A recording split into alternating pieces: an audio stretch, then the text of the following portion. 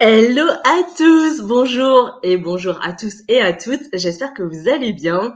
Alors, d'abord, j'aimerais savoir si vous avez déjà assisté aux différentes conférences, à celle d'Isabelle Pierrat à 14 heures, et si vous êtes chaud bouillant, du coup, pour la conférence d'Émilie Palot, qui représente, du coup, le réseau Connect Earth by BNP Paribas. Donc, mettez-moi ça dans les commentaires pour que je puisse rebondir. Et en attendant, alors, je vais regarder du coup vos différents commentaires. Alors, est-ce qu'il y a Alexandra? Alors, je vois qu'il y a deux personnes qui sont là, mais j'arrive pas à voir vos commentaires. Alors, Alexandra, du coup, dans le groupe Facebook, avait rebondi lorsque j'avais posé la question. Mettez-moi en fait vos challenges du moment. Avait rebondi en fait en demandant si on pouvait parler de l'environnement en ligne, en fait, à quel moment il est pertinent, en fait, de communiquer en ligne et s'il est pertinent d'avoir un site internet ou pas.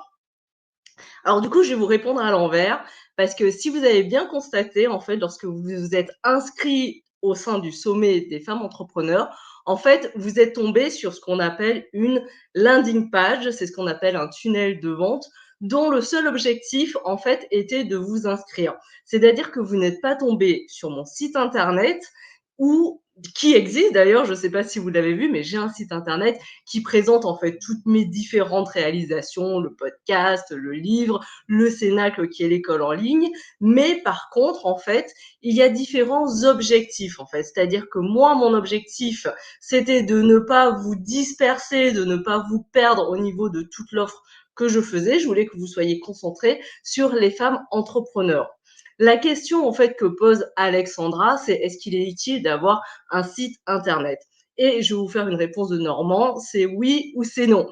C'est-à-dire que si vous voulez vendre quelque chose de particulier et que vous savez que les personnes viennent pour ça, donc pour mon exemple, par exemple, c'est le sommet, vous n'avez pas besoin d'un site internet. Ça permet en fait de ne pas disperser les clients. Par contre, en fait, le site internet est utile. Moi, je le considère en fait comme un magasin en ligne qui est tout le temps ouvert, matin, midi, soir, jour férié. Et là, en fait, ça rejoint en fait la conférence de Sébastien Rickbauer au niveau de la stratégie SEO, Search Engine Optimization. C'est que le fantasme de tout entrepreneur, en fait, c'est que son client, en fait, le trouve naturellement. Et sur le business en ligne, que vous soyez service, que vous soyez en ligne ou même que vous soyez juste une entreprise physique, en fait, le rêve de tout un chacun, c'est qu'en fait, votre client tape son besoin sur Google, votre nom, le site internet, vos références remontent sur la première page, vous n'avez rien à faire du coup, il vous trouve naturellement, il vient vous voir, il est déjà convaincu avant même de vous avoir vu. Et en fait, c'est ça à ce à quoi sert un site internet en premier lieu, en fait, lorsque il s'agit de votre site marchand, c'est que il permet de vendre sans que vous soyez là. C'est-à-dire qu'il vend sans vous. Et ça, c'est juste génial. Par contre, effectivement, la difficulté, ça c'est le fantasme ultime, mais la difficulté c'est qu'il doit remonter en fait au sein, enfin de Google, il doit remonter. Et comment on fait en fait pour optimiser ça?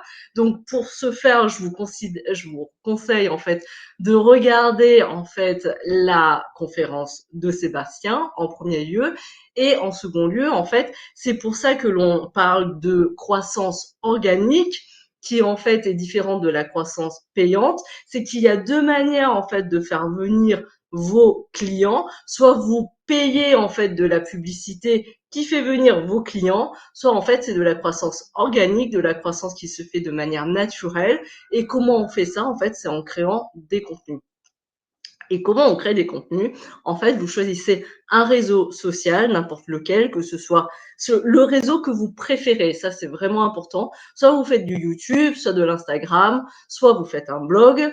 Et en fait, ces contenus avec des mots-clés, en fait, remontent eux en haut de des moteurs de recherche. Et du coup, il faut faire en sorte que ces contenus derrière, ensuite, qui arrivent à capter, en fait, votre clientèle potentielle les redirige en fait vers le fameux site internet. Donc en fait, pour répondre à ta question, Alexandra, est-ce qu'il est utile d'avoir un site internet? La réponse est forcément oui, c'est utile. Par contre, la difficulté en fait, c'est effectivement lorsque l'on crée un business en ligne, c'est que au début, ou un business tout court d'ailleurs, c'est qu'au début, il y a beaucoup de choses à faire, que cela en plus coûte de l'argent, de l'énergie et qu'il faut faire des choix. Donc en fait, moi, ce que je vous conseille au début, c'est vraiment d'avoir une vision globale de ce que vous voulez faire, ce qui est plutôt facile à dire, mais essayez déjà d'avoir une vision du chemin en fait que vous voulez faire parcourir à votre client.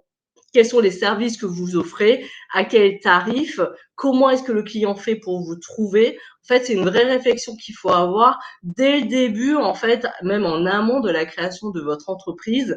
De toute façon, vous serez obligé de vous poser les questions pour construire le sacro-saint business plan financier, qui lui, en fait, est entre guillemets indispensable si vous avez besoin d'un emprunt auprès d'une banque. Donc ça, nous allons tout de suite en parler avec Émilie Panot à la conférence de 18h. Donc là, elle va vous parler vraiment des caractéristiques, de la définition du business plan, comment faire en fait pour que le banquier soit votre premier partenaire. Mais parfois, effectivement, si vous n'avez pas besoin forcément d'un emprunt, vous pouvez entre guillemets vous passer d'un business plan, encore plus en fait si vous êtes auto-entrepreneur. Mais le business plan, en fait, n'est pas quelque chose de dispensable. C'est que il est hyper important pour vous, en tant qu'entrepreneur, en fait, d'avoir une vision, déjà une prévision, en fait. C'est une prévision qui est la même chose que la prévision, en fait, d'avoir une vision de ce que vous voulez faire, en fait, de ce que vous voulez avoir en termes opérationnels, en termes stratégiques et en termes financiers. Donc, j'espère que j'ai répondu à ta question, Alexandra. Je vais passer vite fait sur les commentaires pour voir ce que vous me dites de beau. Donc, alors, j'ai Laetitia qui me dit bonsoir. Et alors, j'ai 2 Facebook users qui me disent hello et bonsoir. Donc là, je soupçonne bonjour à tous. Merci beaucoup pour être présent. Je me rends compte effectivement que nous sommes tous pris. Donc, c'est vrai que ça vous prend du temps de venir. Donc, c'est pour ça que je fais en sorte de vous délivrer de manière plutôt rapprochée, plutôt resserrée en fait, des choses. Est-ce que ce que je vous dis est utile? Mettez-moi dans les commentaires si ça vous sert, si vous avez besoin de précision, si vous avez d'autres questions. Il est 17h52, donc du coup j'ai prévu un peu serré pour ce premier live. Je vais devoir vous libérer d'ici 5 minutes pour que l'on puisse tous aller voir Émilie Panot. Je pense que demain, je vais faire un live un peu plus long. Je sais pas ce que vous en pensez. Dites-moi si cela vous est utile. Donc, j'ai quelqu'un qui me dit merci beaucoup, Christine. Donc, je suis désolée. Comme j'utilise StreamYard, du coup, si vous n'avez pas activé, si vous n'avez pas autorisé StreamYard à utiliser votre nom, du coup, je ne vois pas qui me dit merci beaucoup, mais je suis contente que cela serve à quelqu'un, en tout cas. Qu'est-ce que je pourrais vous dire, en fait, en prolongement de la question d'Alexandra qui est très pertinente et sur lequel on se pose toujours la question. Moi, je me l'étais posée, par exemple, au début, c'est lorsqu'on commence en fait un business, qu'est-ce qu'on crée en premier en fait? Est-ce que ah merci, oui, c'est très pertinent, ça confirme ce que j'ai déjà appris et ça me permet de pousser la réflexion. Ça me fait très plaisir, merci. Oui, on a tous besoin de retour d'expérience pour le live. Oui, oui, effectivement. Surtout que, alors déjà, pour le sommet, j'ai l'impression de m'enregistrer toute seule. Et là, alors StreamYard, c'est bien, mais le truc, c'est que je ne vois pas qui m'écrit. Donc, je vois juste Letty qui me dit bonsoir. Et ça, c'est super. Donc, alors, Letty me demande, oui, juste faut-il préférer un réseau ou diffuser l'info sur plusieurs réseaux, Insta, Facebook et LinkedIn? Alors, ça, Laetitia, c'est une très bonne question. Si vous commencez, moi par exemple, ça fait 9 mois que j'ai commencé mon business en ligne. Ce que je vous recommande, c'est de vous concentrer et pour savoir déjà ce que vous aimez. Moi, par exemple, j'ai compris que j'aimais beaucoup la vidéo. Donc, par exemple, si vous regardez mon compte Instagram, j'en ai un, il n'y a pas grand-chose dessus. Donc, il faut comprendre déjà ce que vous aimez. Pour savoir ce que vous aimez, bah, du coup, il faut pratiquer. Donc, voilà, au début, c'est c'est assez empirique.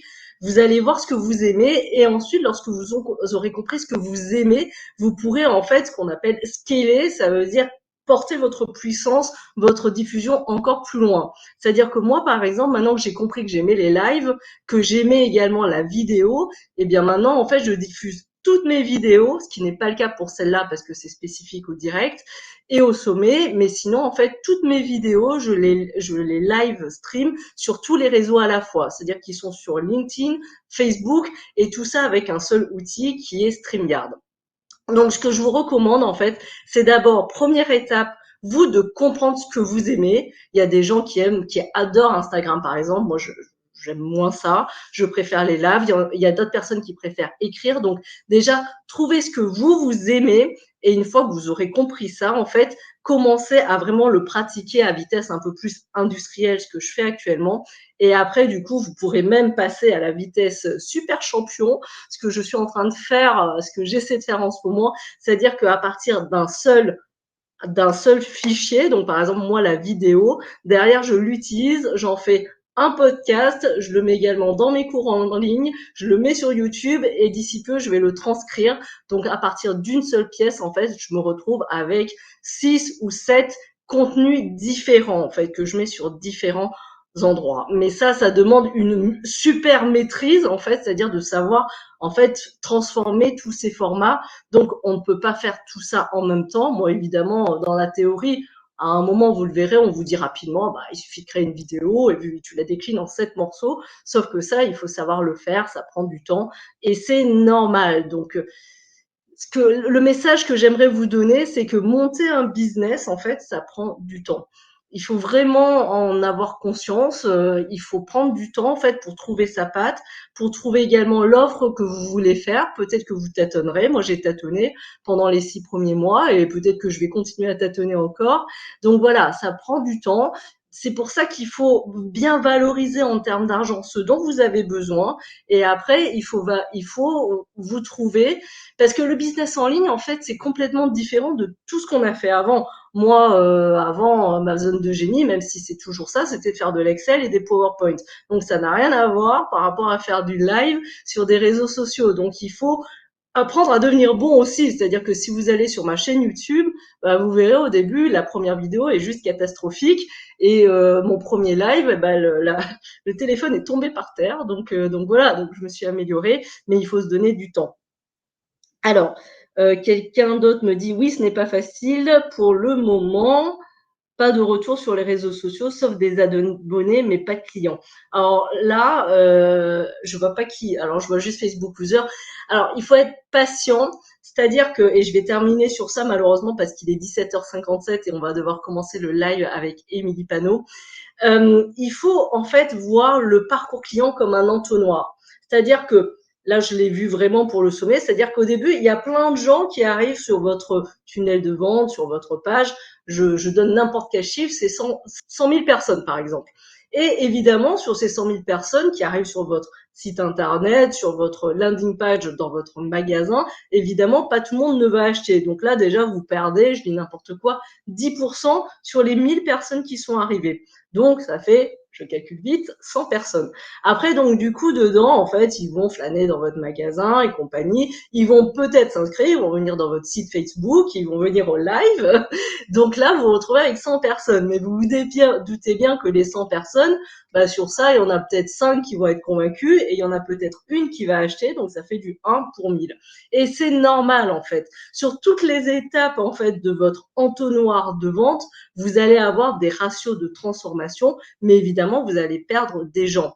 Donc, la difficulté, en fait, c'est de pouvoir avoir suffisamment de monde au-dessus de l'entonnoir, en fait, pour pouvoir transformer. Et vous ne pourrez jamais transformer à 100%. Quelqu'un qui rentre la première, ça peut arriver, mais vous ne ferez jamais du 100%, ne va pas tout de suite acheter. Il faut à peu près, alors ça c'est un peu de la statistique, mais il faut une dizaine en fait d'interactions avec quelqu'un pour qu'il commence à vous connaître, à vous faire confiance et à vous acheter. Donc c'est très compliqué en fait de transformer un achat en fait tout de suite. Ce qui fait que là, c'est juste mathématique, il faut du nombre et donc il faut un nombre de prospects qui est important pour pouvoir avoir ensuite, en fait, du coup, des clients.